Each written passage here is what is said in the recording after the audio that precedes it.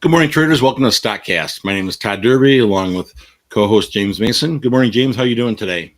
Todd, good morning. I'm doing splendid. How are you? I am doing splendid also. Good call out on the small cap TNXP yesterday.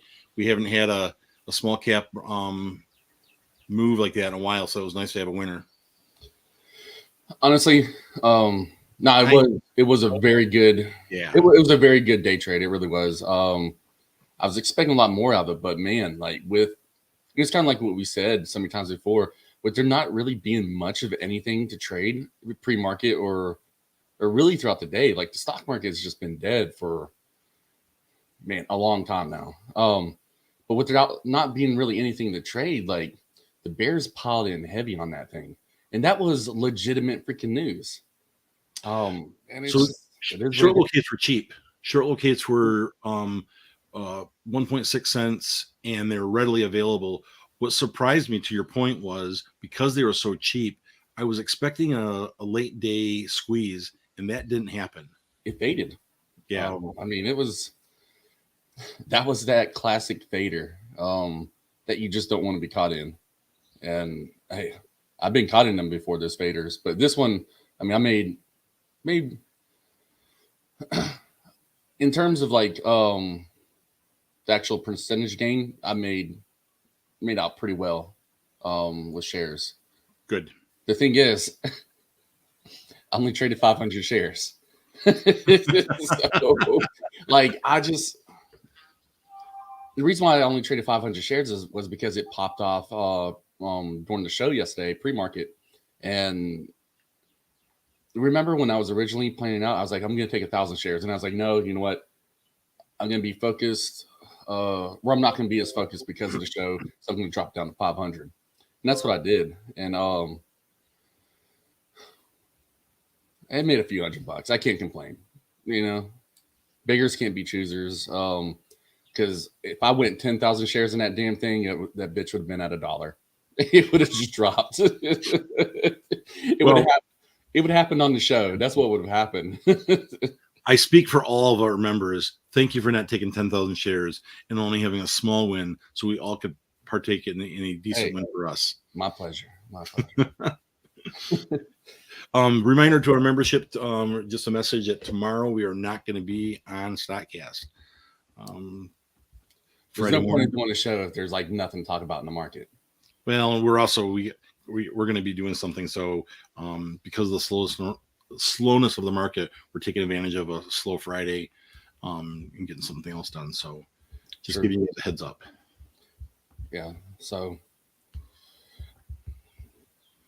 get your kicks out of us today because we ain't going to be here tomorrow. So you want to talk about Facebook and the lady, the chief strategist stepping down or retiring? Yeah, let's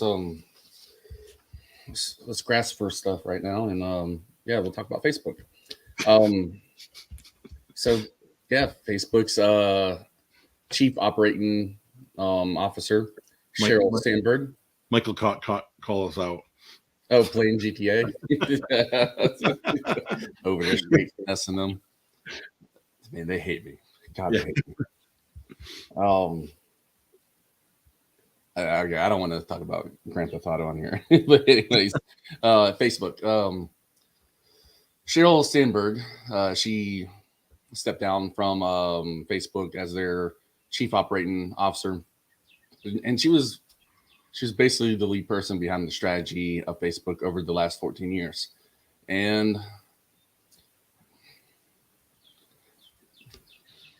I don't know, this honestly is like a huge blow for Facebook because she was such a significant part of really developing the success of the company. She was a keystone puzzle piece for Mark Zuckerberg. And now he's going to have to suppress people on his own. I'm just saying. He's going to have to come down and do it all by himself. Instead of worrying about all the scammers on Facebook, he's going to have to worry about spouses using their other spouses' accounts, so they can't get on because they get banned for saying silly goose or things like that. Sucks for Mark Zuckerberg. Because that's not really what he's good at. He is like his ability to code and to see coding is really his strength.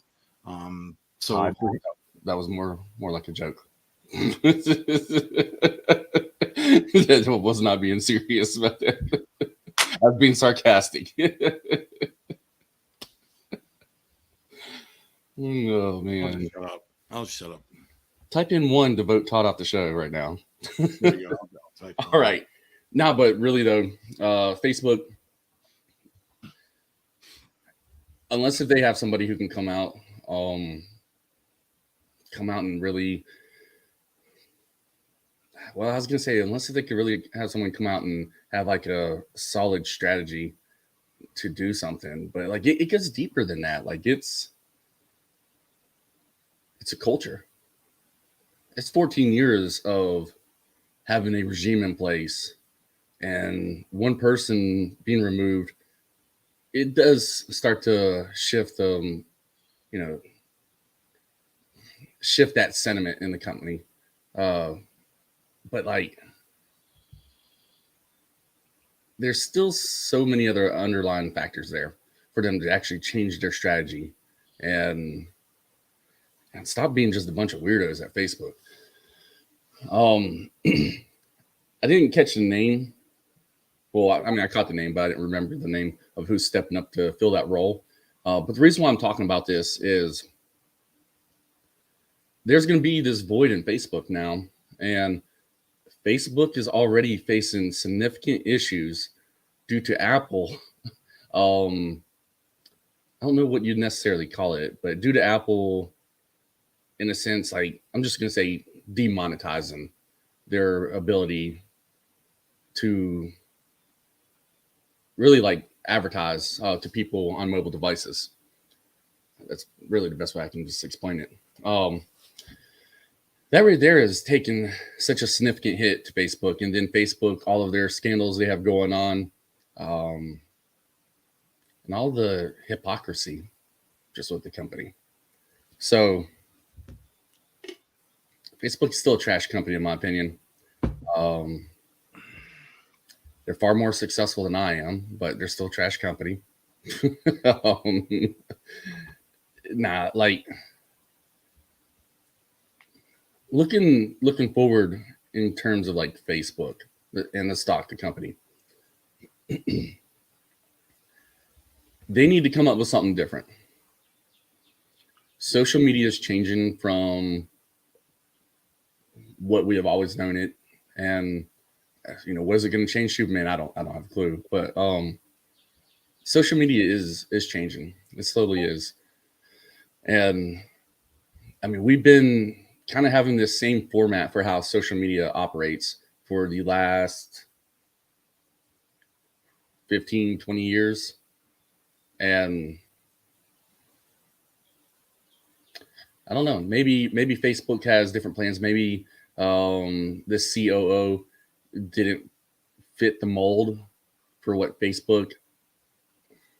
I don't know if they're still planning this, but they did have plans. They did scale some things back, but they had big plans for the whole metaverse thing. They were actually investing $10 billion into it, I think annually, if I'm not mistaken. And I believe that they did scale that back some. But man, Todd, could you imagine saying, hey, let's throw a little money at this. We're going to invest $10 billion. That's the thing. It's just mind boggling. Like how Facebook started from day one to where it's at now is it's overwhelming to even think about it. Like you said, I mean, $10 billion in advertising, a lot of companies would dream to be. Well, it's not even in advertising. It's just to build something that hasn't been built yet and just to try to figure it out, That's just, it's unbelievable. And really, like when you're trying to build something and figure it out, like, man, all the ideas that you'll scrap in the end, when you look back on it, you're like, damn, I literally, and it's the cost of being innovative. It really is. But like if you look back on it, if Facebook completes what they're trying to do, there's probably going to truly be $8 to $9 billion that were, I mean, for this conversation, I'm going to say wasted, because it wouldn't actually go into the final product. But really, it's $8 to $9 billion or whatever money it ends up being, that it would be to just like test shit out, to figure it out. And that's just the way it goes. But Facebook, it's kind of appearing that Facebook is having a little internal shakeup right here. But the reason why the reason why I'm talking about this lady is because she was such a significant factor with how Mark Zuckerberg operates. So, like, moving forward with Facebook, it's going to be very interesting. I don't know if there's going to be like an immediate or short term reaction to it, but long term, I would like to say that it's not going to be going well for Facebook. But I mean, you know, they could have a better replacement. It could just be a change in strategy. But it really is significant on the insider side of things. So that's just what I wanted to bring up, talk about. Maybe in the months ahead, we'll have something more significant with Facebook talk about, and maybe they're on to something new. You just never know. So for me, what's interesting in this conversation is that, and I'm going to call it research and development.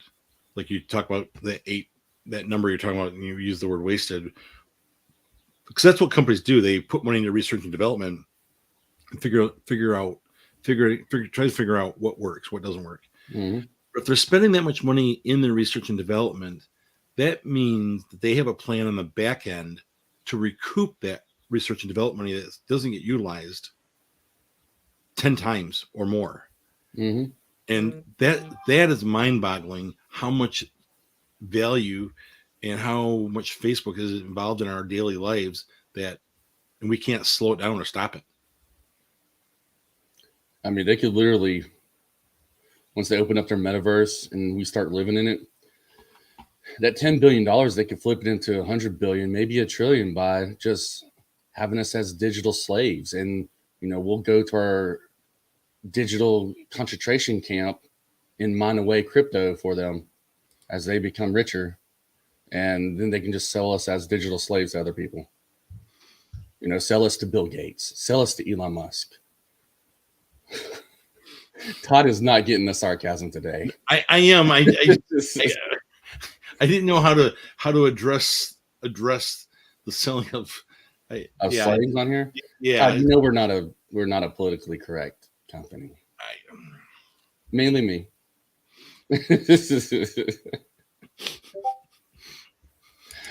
All right.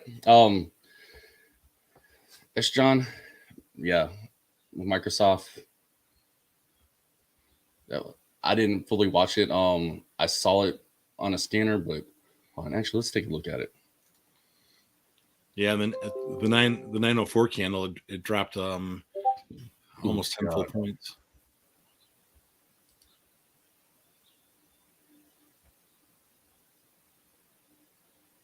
Man, you know what? I really do like Microsoft long term as a company. I'm not, man. You know what? If I'm going to be honest, I like Microsoft better than I like Apple as a company. I think Microsoft in the future, when I say in the future, I'm now having to factor in like a significant recession or something. I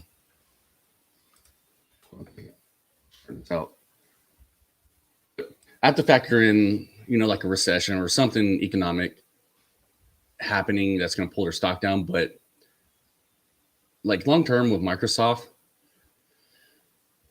we already see what they're trying to pursue here. And that is Microsoft is trying to get into the world of social media. They have their own plans for a metaverse. And out of everybody, I think Microsoft has the ability to create what the metaverse probably will be in the end. Um,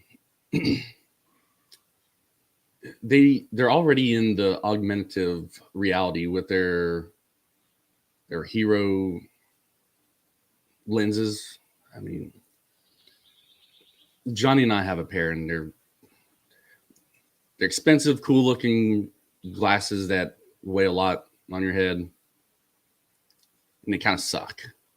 I mean, it operates cool and whatnot, but like you can't develop on it. There's no infrastructure, hardly. It's essentially like the infrastructure is so young right now. Like you would, if you built anything, you're building the infrastructure for them. So that's why I really couldn't get into those lenses. But if they perfect it, and if they can lock down a social network, I mean, we remember them trying to buy out Discord last year for $12 billion, and Discord turned them down. And then they also were trying to make bids on TikTok. So their strategy is out in the open. Like they're trying to become a social media platform for the metaverse. But long term, like I do feel Microsoft with their search engine Bing. I believe that Bing is going to overtake Google in the future. And I know some of y'all will be thinking I'm crazy right now saying this, but I really do believe they'll take over Google in the future. And more so, that's going to be dependent around the timeline and the horizon for them rolling out their own metaverse. That's just my personal opinion based off of just a ton of research I've done in the Microsoft. Honestly, so much boring and long research that like I couldn't even explain it on the show.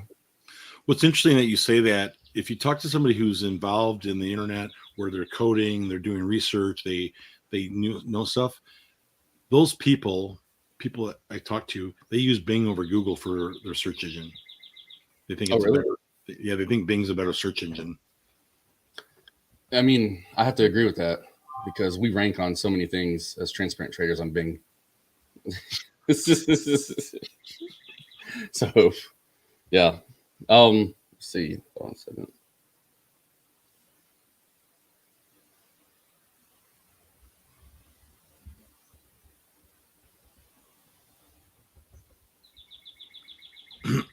Giovanni, yeah. We're under 9 minutes to the market. Giovanni's laughing about a video he watched of me in Grand Theft Auto. That's what he's laughing about. Nice. Yeah. All right. And so yeah, I really don't have much to talk about today. The market's super slow. When it's slow like this, I just look to day trade SPY if I'm even going to do it. With it also being slow, that's why I've been focusing on just trying to have smaller position sizes. Going smaller, I mean, that's kind of like my thing for safety. That's how I control my wins or losses. But lately, I've had to pull back and go smaller position sizes just for the simple fact that of like the market isn't moving the way that we're really all used to. For instance, TNXP yesterday, after their restructure from their reverse split, they have roughly 15.5 million shares outstanding. That news for the patent for the vaccine for monkeypox, even though monkeypox is not really a big thing yet, but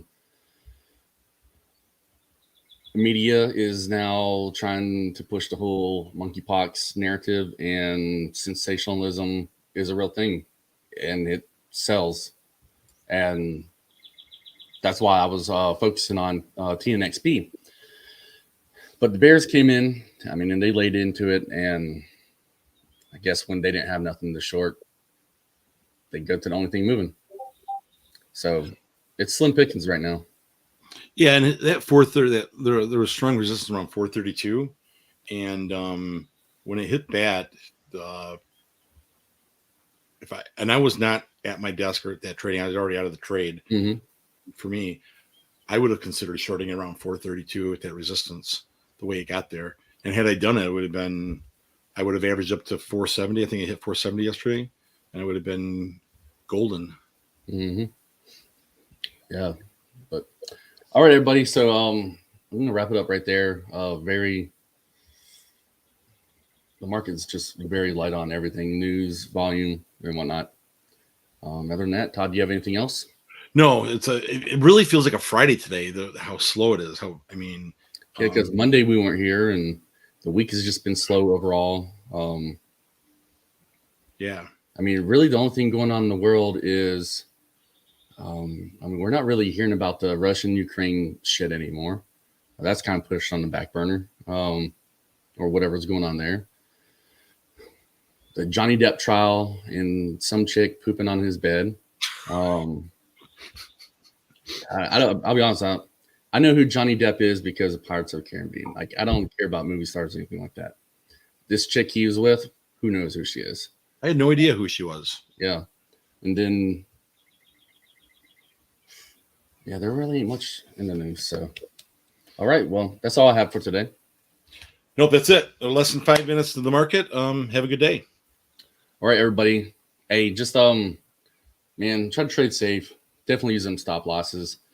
The market is in this weird little range right now where it is butted up against strong resistance, but it could pop above that and give this little fake out bullish run. If you guys remember me talking about the SPY yesterday in those ranges, it's exactly what I'm meaning. So we'll just have to see what the market does. Small position sizes truly save your account. And I know how people think because I used to have the same thoughts.